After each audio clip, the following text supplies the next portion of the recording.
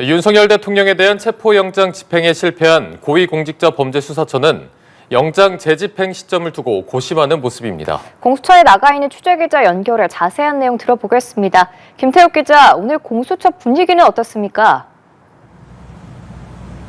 네, 공수처는 어제 오후 체포영장 집행을 중단한 이후 체포까지 이르지 못한 원인을 분석하고 있습니다.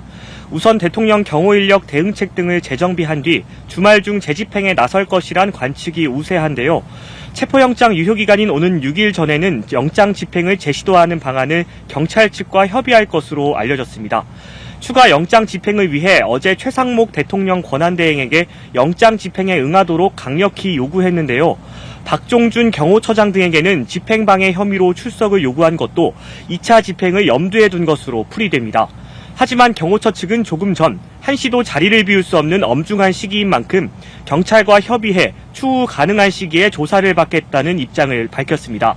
공수처 내부에서는 재정비할 시간이 필요하다는 분위기가 형성된 가운데 내일쯤에는 2차 집행을 시도하지 않겠냐는 관측도 나오고 있습니다. 네, 영장 발부 나흘째인 어제 영장 집행에 나섰지만 5시간 반 만에 실패로 끝난 만큼 2차 집행도 불발된다면 공수처로서는 큰 부담이 아닐 수 없을 텐데요. 이에 대한 대비도 하고 있을까요?